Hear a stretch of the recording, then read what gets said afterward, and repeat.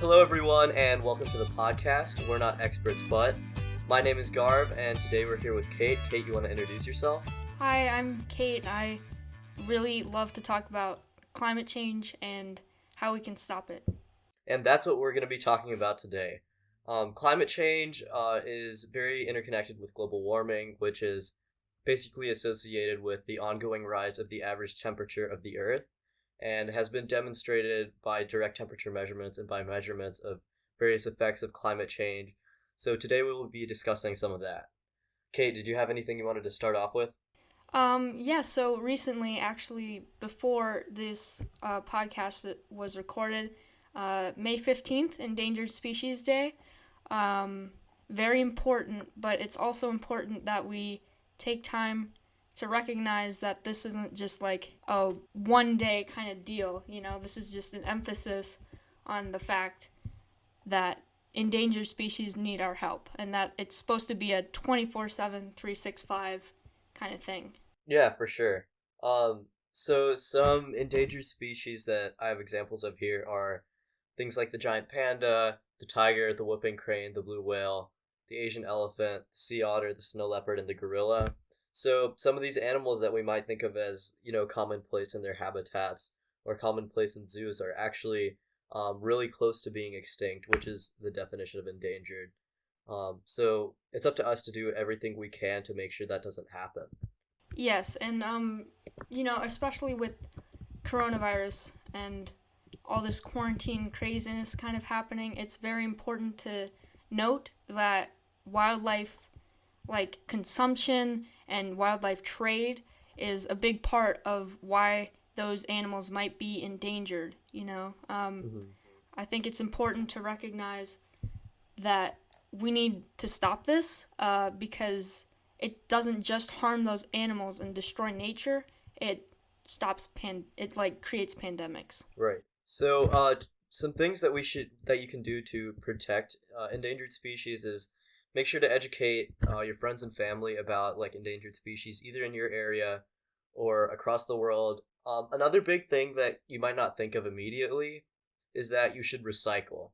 So one reason that a lot of species are being endangered is because their habitats are being cut down.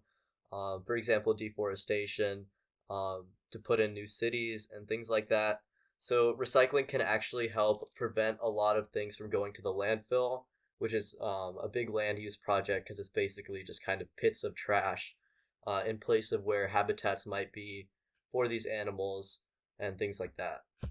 Yes, definitely. Recycling is one of the major ways to help wildlife and ecosystems all around the world.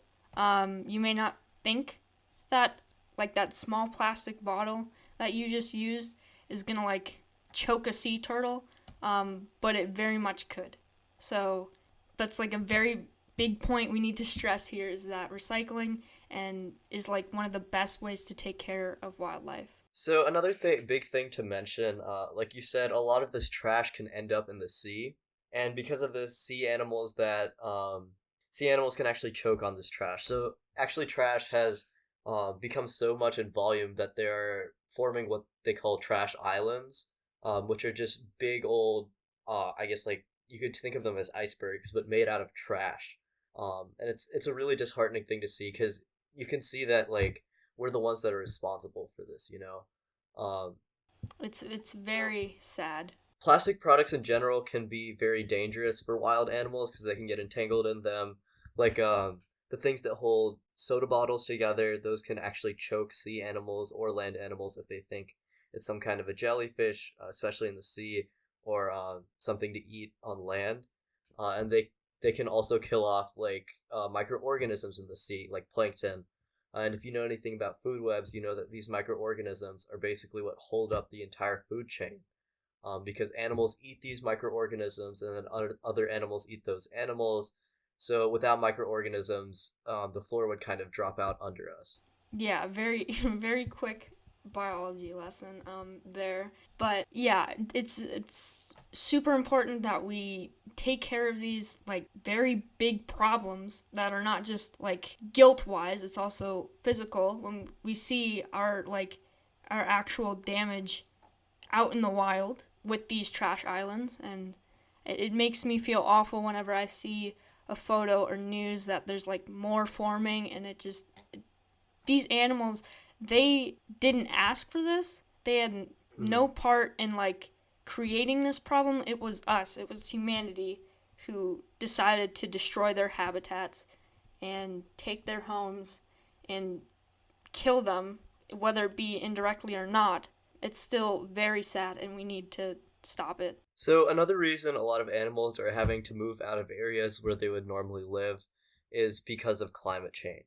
So climate change, the definition of climate change, right now specifically is the change in the Earth's average climate. So according to the BBC, the Earth's average temperature has risen 0.74 degrees Celsius in the last 100 years, which is around 2 degrees Fahrenheit, which might seem insignificant. I want to say it's 2 degrees Fahrenheit.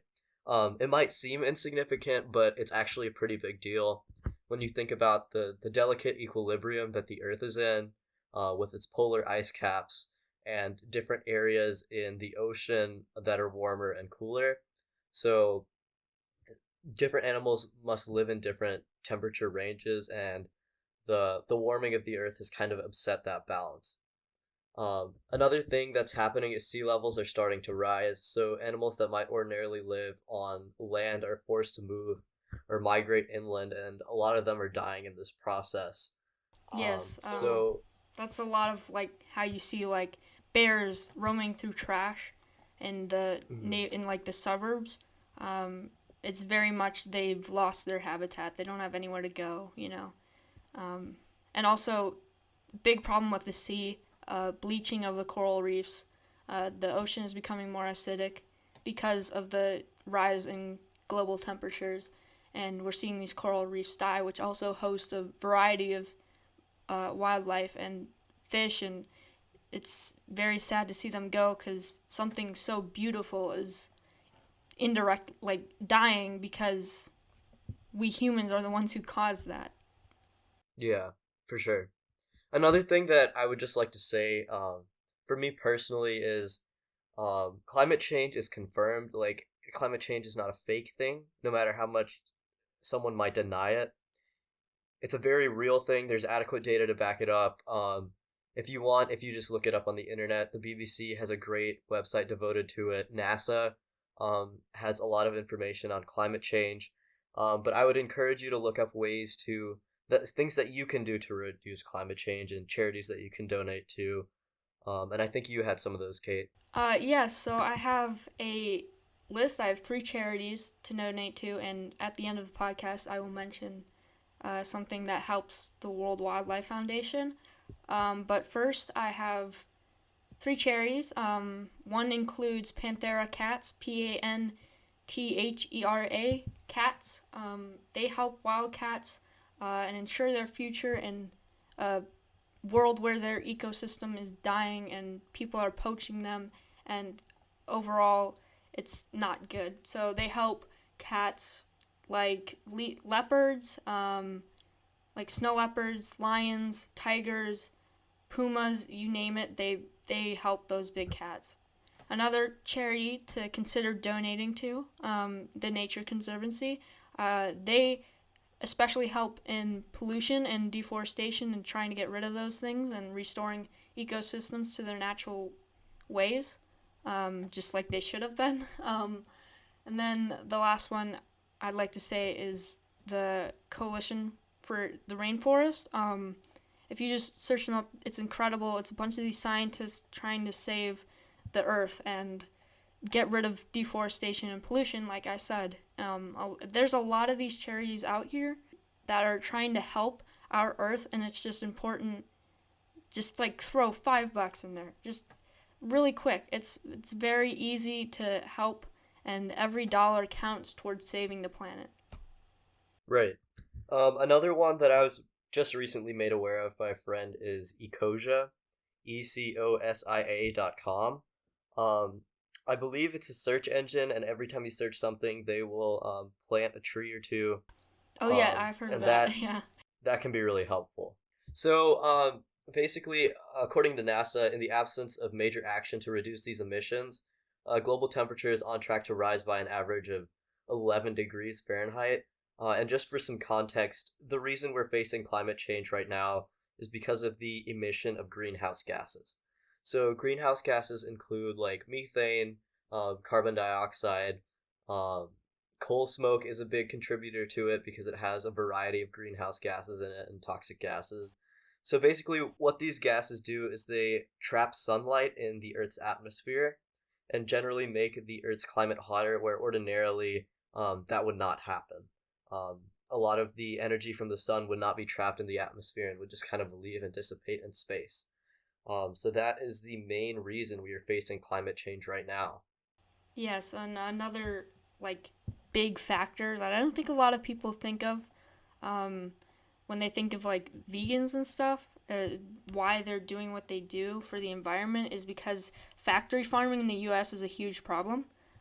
We use tons of gallons of water on the cows, and the cows produce so much methane that it's destroying other animals on the earth. Yeah, I believe one of the most recent metrics I've seen, it's kind of a silly metric, but um, basically 1 kilogram of beef takes like 217 bathtubs of water to make on average. It's So crazy.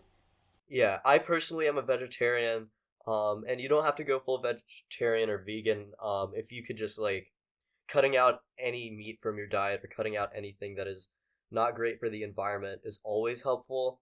And I think that's something that people need to realize, right? Like Yeah, for you don't have sure. to go all in on preventing climate change. If you just do small things here or there, if everyone decides to, then that can really help out. Yeah, of course. Like I don't eat meat every single day. Just cutting it down to like twice a week maybe. Just start real slow, and you don't even have to cut it out like entirely. Like Garv said, like you just it anything helps at this point. Don't ever consider like what you're doing as like not helping if you have that mindset of helping the environment, like cutting down your meat consumption. Right. Another thing that I want to say is that climate change, if we start doing things to help prevent it, it won't stop immediately because the environment takes a long time to respond. So it's likely that we won't see results in our lifetime, of climate change efforts unless they're really huge efforts by either large corporations or coalitions of countries, which is already starting to happen. Um, but I think one thing that you have to remember is that you're not doing this for yourself. You're doing it for the future, you know? Yeah, a great coalition of countries. Actually, I think one of the first actual working ones is the Paris Agreement. Um, Yep. Trump actually recently backed out of this. It's on track to, the United States is on track to leave around November, I think, and that's very bad because the United States is one of the biggest contributors to carbon emissions, second most to China, and China has like billions of people. So Right, and then also China's manufacturing goods to send to the US anyway. So indirectly the US is responsible for a lot of those carbon emissions as well, you know? yeah, and I think backing out of the Paris Agreement is a huge mistake. Like, I remember a lot of scientists like basically face palming, saying like you shouldn't have backed out of the Paris Agreement because it may not be a lot to think about, but like we need everything that we can get at this point. You know, we're on the Right. fast track to like causing early extinction, not just for the animals around us, but for us. Yeah, for ourselves. Yeah, and a lot of people might say, well, this was going to happen anyways. I mean, look what happened to the dinosaurs. But the thing is, it's happening at an exponential rate because of what we're doing with these factories and pollution and deforestation and taking away these habitats. You're not just killing off animals, too, like endangered animals. It's also plants, like corals and stuff, that actually help the ocean, which we need. Yeah. Anything that we can get to help reduce our damage on the planet is going to help us in the long run. And Hmm. I think a lot of Uh, people don't recognize, they want to see the instant changes. They want to see the climate get better in their lifetime, you know? And if it doesn't, then, oh well, it's like why It's should we their even help problem. anyways, you know? But that's Yeah. like ensure a better future for everybody else. Like be a team player at this point, you know? Yeah. Agreed. On a more positive note, the coronavirus, well, it has not been slowing down climate change, but we are seeing a lot of species that might not be around like heavily populated areas start to come back to their natural habitats. So, like, one thing that a lot of people have been talking about is dolphins returning to the coast of Italy, and I think that kind of story is very encouraging and shows that even though climate change might not be a very instant thing, we will see some effects if we start to put in some of these practices that could help out in mitigating endangerment of species and mitigating climate change. Yes, of course. I think it's a very nice thing to see animals returning to their natural habitat because human endangerment has like gotten low at this point, but the thing is there's still like poaching around the world, but I mean it's very nice to see those dolphins return, and yeah, it's like just a dose of what could happen in the future of just tons of animals like coming back, you know, retreating to their natural habitat and enjoying life like they should, Hmm. living like they should. I think that's just like a very subtle way to remind us that, you know, there is a good cause to all of this. Um, Right. yeah, And it's not that hard either, you no, know? there are very few things you can do to help. I'm sorry, there are very like There's a lot of things you can do to help the earth that doesn't take that much time. Sorry, No, you're good. You're good. Another thing that would be a really good thing to do in upcoming years is the implementation of renewable energy. So, I didn't write a paper on it. I'm in the process of writing an op-ed on it, but I think that the transition to renewable energy is one that we should see in the coming years. The thing is, the main resistance we've seen to renewable energy is from the government. So the government is kind of being coerced by these big fossil fuel companies, and being coerced by fossil fuel lobbyists to continue sponsoring fossil fuel energy more than solar energy, because it'll quote unquote create jobs in like coal mines and stuff. yeah, But I think that if anything, renewable energy would create, maybe it wouldn't create as many jobs, but it would definitely be better for the worldwide economy. Because renewable energy is, you pay an initial cost and the rest is maintenance, right? mhm, The entire world could literally just take a piece of unowned land in like the Sahara Desert, right? And if we could harness the solar energy from like maybe like a, I forget how big it was, but it was like a very small plot of land could power the entire world. yeah. Like the power generated from renewable energy is far greater than that produced by fossil fuels, and it would be far cheaper in the long run for sure. And be far better for the environment. Yeah. In that case, of course, but yeah, there's a lot of resources around us that I think we don't use because we're so used to seeing like oil and these fossil fuels being used, and we've let them get so big that the thing is they don't want to stop because it's money. Right. What's an economy going to be used to you if like 50 years from now there's not going to be any oil left, and well, there's going to be like a rise in ocean levels, and we're going to be dying basically. Yeah. Another argument that I hear a lot of times is like the earth is just going through its natural cycle, Oh which yeah. first of all that's totally false. The thing is like the earth might cycle through stages, but right now is not when we are on track for the next quote unquote ice age. And also the earth never gets like since the dawn of time, not the dawn of time, since the creation of the earth, right? Yeah. You had a really hot earth initially, but then it cooled down and it never got that hot like since then, you know? Mhm. Like the only times we've seen like very large hot spikes is during mass extinctions. And even if the earth is going through its like natural cycles, like do we want to let the earth go through its natural cycles and go extinct as the consequence? Yeah, it's we're basically acting as a catalyst for for like all the things, all of Earth's cycles, we're basically speeding up towards. So it's very important to notice that we can change that. We can make sure that Earth's cycles don't knock us out earlier than scheduled. Yeah, and the thing is, like, in addition to like making it quicker, right? Making the change quicker, it's also making the change much more drastic. Like we ordinarily would not see an 11 degrees Fahrenheit rise in temperature No. um at all, you know? Yeah, and I have this great website, co2.earth. Um, it's it shows you a lot of like the they have this great segment where it's called "Are We Stabilizing Yet?" Shows you like if it's the hottest month since like certain years, and then it just shows you like the increase of temperature and how hot like it's getting as soon as like the industrial revolution started and we started tracking climate change. It's showing you like the hottest months since like 1880 or 1911. It's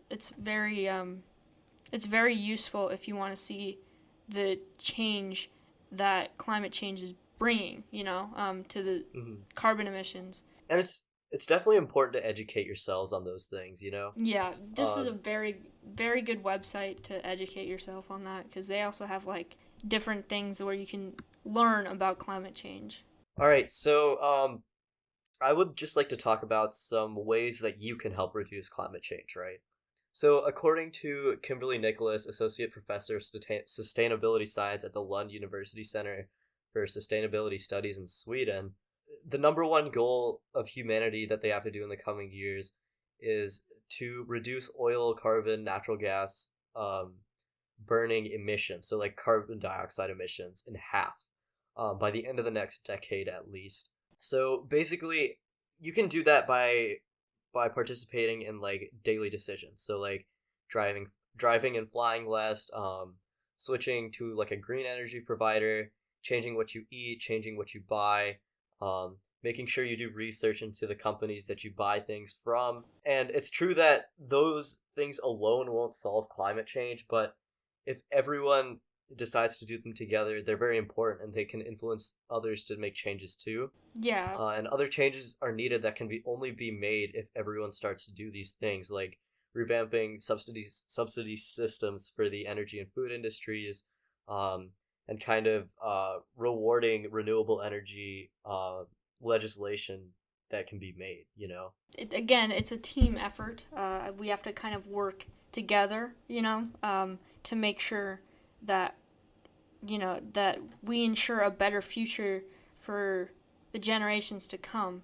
Yeah, it's very important that we try to restore the planet. Another big thing to it's very little, but it goes a long way, is plastic bag usage. My dad recently has he started using the totes that they offer, and though he complained about it a little bit because they make you bag your own things while you do that, if you choose that option, it still goes a long way. And I think one of the major things that we should probably do is encourage the use of tote bags and actually help people bag their items if they have them. For sure, for sure.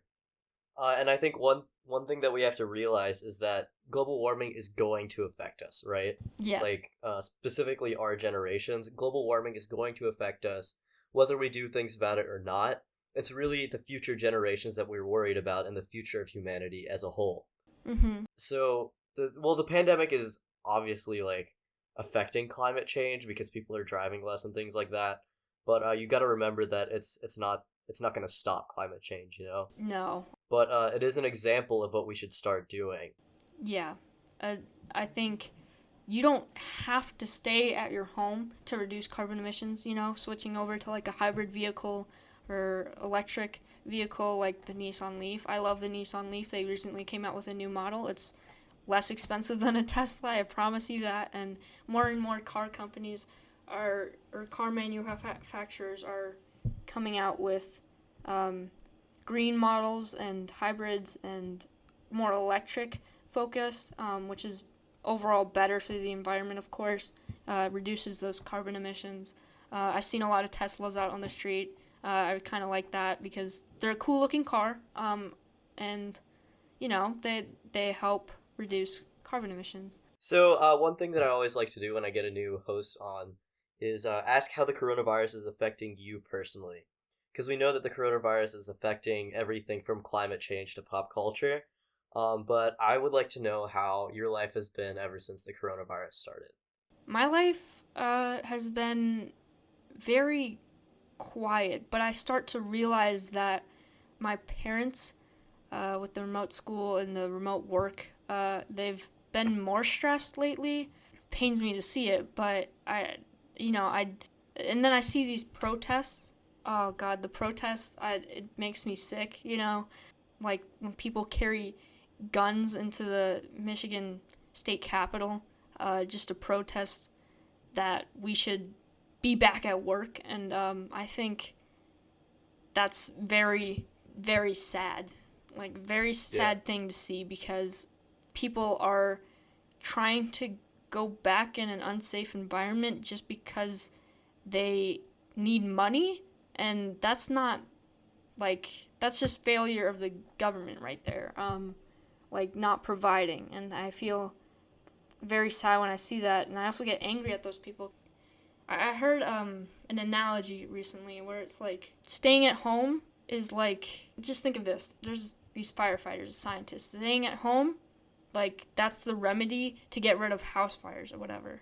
There's a forest fire raging or whatever, and that's the coronavirus. And basically, there's people refusing to put that object, the one that can get rid of the fires, they're refusing to put that on their homes, and therefore the fire burns up their home, and then you're affected by it too because it's gonna fire spreads, so it's gonna burn up your house too, even though you might not want it. One thing that I'd love to emphasize, and I know I've said this a lot, but you have to think about these people are protesting for freedom, right? Mm-hmm. So you have to think about what your ideal of freedom is. Like, do you value Right. other people having their freedom to live underneath you having your freedom to go outside and quote unquote live your life? Mm-hmm. Like, Yeah, that's the thing is, by trying to say like, oh, we want freedom, we need to exercise our freedoms, and this is like anti-freedom. Well, you, by protesting and going out, are encroaching on the freedom of others to live, which is outlined in the Declaration of Independence as one of the unalienable rights, as probably the most important right someone can have. You yeah, know? it's a very big me versus we mentality, I'd say. What's good for you is not always best for the other people in this country. And you might think it's good for you, but it's really not. You might think that it's good for you to get out of the house and start working again, but in the long run, it's not, and it's going to affect the people closest to you. It's going to affect the people who don't even know you, It's going to affect the entire country, basically. And let's say we see a new wave of the coronavirus. Like, what's that going to do? It's going to tank the economy more, and then we're going to be forced to go inside again, you know? Yeah. So if we can just follow through with this quarantine, we'd be in a much better situation, both economically and socially, you know? Mm-hmm. Yeah, for And sure. I would love to do a future episode on, like, um, kind of the nature of these protests and all. Oh yeah, Um, it's very interesting to see because it's. I mean, it's sad. It makes me angry at these people, but I know they're frustrated.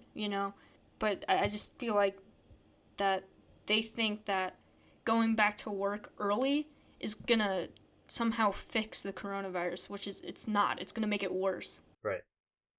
So to take it back to climate change a little bit, some more things you can do as far as like daily action goes is, like you said, choose more efficient vehicles. Hybrids are really cool because they use a combination of gas power and electric power.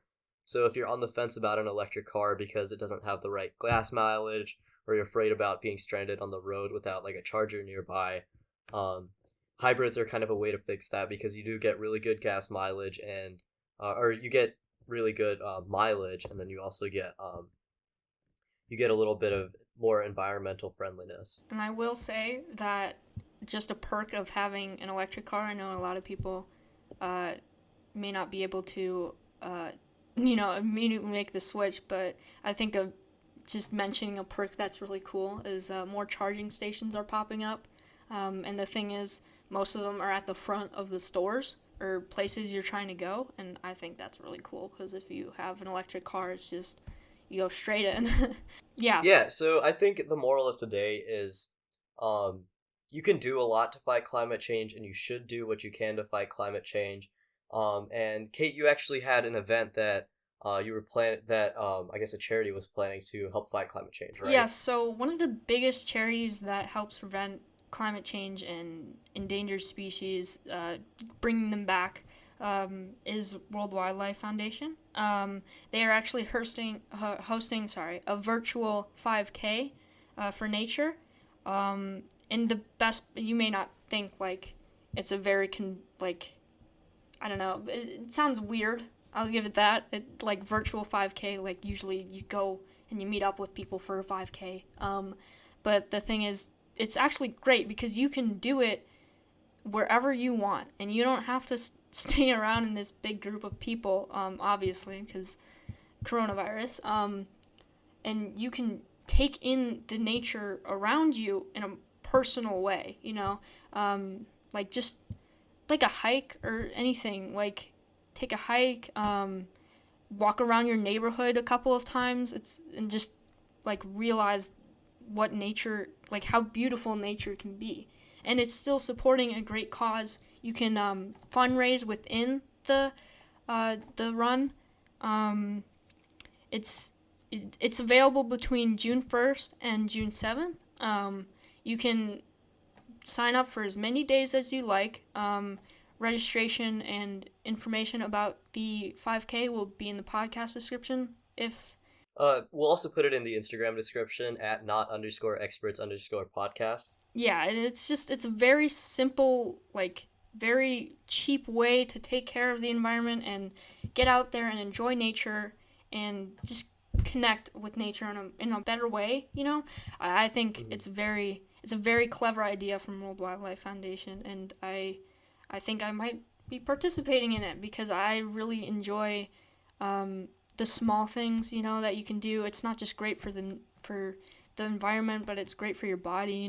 Get like active and all of this, and you don't even have to be with a bunch of people. You can do it by yourself and go on like a beautiful hike somewhere, or like I said, stroll around your neighborhood. It's very simple, very easy, very fun way to do things, in my opinion. Right. So, like I said, I will be doing it too. And like I said, I'll link it in the Instagram. And I'll link it in the YouTube description if you're watching this on YouTube. We're also on Podbean, Apple Podcasts, Google Play Podcasts. Pretty much anywhere you listen to podcasts, we're there, so you can listen to some of the prior episodes. And I think we can wrap it up. This was We're Not Experts But, Episode 3, Climate Change. This was produced by me. My name is Garv. Special thanks to Kate for joining me today, and special thanks to Claire for helping me come up with the idea. And we'll see you next time.